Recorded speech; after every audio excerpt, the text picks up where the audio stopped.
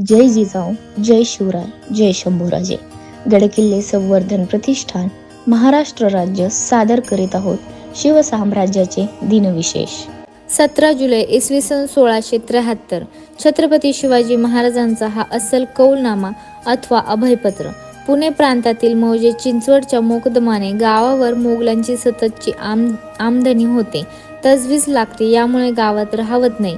जर साहेबांचा हुकूम असेल तर मोगलांशी तह करून कौल घेऊन गाव सुरक्षित ठेवावे अशी इच्छा महाराजांकडे बोलून दाखवल्याने महाराजांनी त्याला मोगलांशी साजिश करताना भल्या माणसाला मध्यस्थी ठेवून त्याच्या हाते मोगलांकडून कौल घ्यावा आणि रयतेस काडीचाही आजार लागत नाही असे पाहूनच सुखे गावावरी राहावे. जर मोगलांचा कौल पुरता विश्वासाचा नसेल तर गावावरी राहण्यास परवानगी नाही असा कौल दिला. हे पत्र दिनांक 17 जुलै 1673 रोजीचे औरंगजेबाशी असलेला पुरंदरचा तह मोडल्यानंतरचे आहे. शिवाजी महाराजांनी औरंगजेबाशी असलेला तह मोडला आणि तहातले किल्ले परत जिंकून घेतले. यामुळे मोगल भडकून पुन्हा स्वराज्याच्या उत्तर सरहद्दीवर हल्ले चढवत होते. या कौलनाम्याच्या माथ्यावर महाराजांची प्रतिपचंद्र लेखवर ही राजमुद्रा आहे. त्याखाली मायन्यात डाव्या बाजूला महाजी शामराज यांची मुद्रा असून अखेरीस मर्यादेयम विराजते ही मर्यादा मोर्तब आहे. 17 जुलै इसवी सन 1677 दक्षिण दिग्विजय मोहीम. फ्रेंच मुत्सदी मंडळ आणि छत्रपती शिवराय यांची दक्षिणेत भेट झाली. यावेळी मदुरेचा नायक चौखनात उपस्थित होता. या दरम्यान महत्त्वाच्या वाटाघाटी, तह आणि चर्चा यावेळी झाल्या. या मोहिमेत नुकतेच 6 जुलै रोजी छत्रपती शिवाजी महाराज व मदुरेचा नायक चौखनात यांच्यात झालेल्या तहानुसार मदुरच्या नायकाने आपल्या वकिलामार्फत तिरुमलवाडी येथे छत्रपती शिवाजी महाराजांसमोर 1 लाख होन घेऊन दाखल. 17 जुलै इसवी सन 1737 दिल्लीचा दक्षिणेत 3 मैल झालेल्या तलावावर मुक्काम श्रीमंत बाजीराव केला व बादशहास पत्र लिहून पुढील बेत कळविला.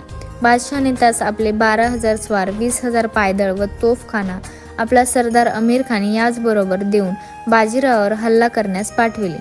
शहरात सर्वांनी सावध असावे अशा ताकिदी देण्यात आल्या. मोगल फौजेने मराठ्यांवर चाल दिली. श्रीमंत बाजीराव पेशव्यांनी भाल्यासारखे मागे सरून मोगलास पूर्णपणे अंगावर घेतले. मोगल पकडीत आलेले दिसताच सखोजी जाधव, मल्हारराव व राणोजी शिंदे यांनी चवताळून जाऊन मोगलास हातोहात तलवारीने कापून काढले. काही जखमी झाले, काही जीव घेऊन परत गेले. जखमी झालेल्यांच्या झुंडी शहरात शिरल्यावर शहरवासियांची बोबडीच वळली. बाजीराव साहेबांनी मनात आणले असते तर दिल्ली लुटून फस्त केली असती, पण तसे त्यांनी न करता दिल्लीवासियांच्या मनातील घबराट नाहीसा करण्यासाठी झील तलावावरील मुक्काम हलून 7 कोसावरील सराई आला बिदीखान येथे ते जाऊन राहिले. तेथे जाताच वजीर व गाजीउद्दीन आपल्यावर चालून येत आहे हे ऐकून बाजीरावांनी त्वरेने दक्षिणेस कोटपुतळीस 93 मैल येऊन पोहोचले. खान दौरान, सादत खान वगैरे मातब्बर सरदार बादशहाच्या बोलण्यावरून दिल्लीजवळ वजिरास येऊन मिळाले. पण श्रीमंत बाजीराव पेशवे लांब गेलेले त्यांचा पाठलाग करण्यात हंशील नाही असा पोक्त विचार करून सर्व सैन्य स्वस्थ बसले. मराठ्यांची धाड निघून गेलेली ऐकून दिल्लीत आनंद झाला. बादशहाच्या अवाढव्य फौजा अंगावर आल्या असता त्यास चित करून बादशहास न दुखविता दिल्लीवर अचानक धाड घालण्याचा धूर्त प्रयोग बाजीरावांनी केला. त्यामुळे ते शाहू महाराजांच्या प्रशंसेस पात्र झाले.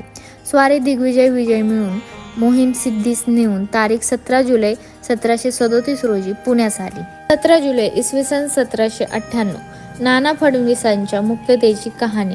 शिवसाम्राज्याच्या अभिमानी छत्रपती घराण्याच्या कारभारातील एक महत्त्वाचा टप्पा म्हणजे नाना फडणवीसांची बंदीखोरी आणि नंतर त्यांची मुक्तता. सवाई माधवराव पेशव्यांच्या निधनानंतर राघोबा दादाचा पुत्र बाजीराव पेशव्यांच्या गादीवर आरूढ झाला. परंतु नाना फडणवीस आणि बाजीराव यांच्यातील राजकीय वैमनस्यामुळे राज्यकारभारात तणाव निर्माण झाला होता. नाना फडणवीसांनी आपल्या राजकीय चातुरीने अनेक खेळ्या रचून बाजीराव यांना पदभारावर येण्यापासून रोखण्याचा प्रयत्न केला.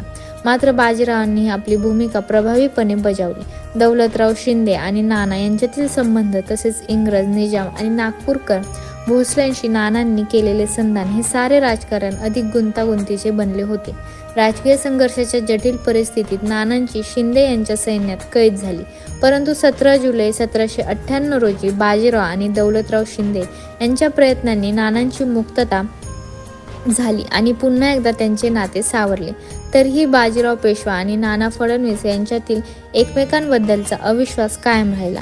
नाना फडणवीस हे शिवसाम्राज्याच्या इतिहासातील महान कारभाऱ्यांपैकी एक असून त्यांच्या आर्थिक स्थितीवर आणि राजकारणावर आलेल्या कठीण प्रसंगांनी त्यांच्या जीवनाची गाथा अधिक मानवतेने वाचनीय बनवली. दुर्दैवाने 12 मार्च 1800 रोजी या महान छत्रपती घराण्याच्या निष्ठावान सेवकांचे निधन झाले. त्यांच्या स्मृती सदैव इतिहासाच्या पानावर उजळत राहतील.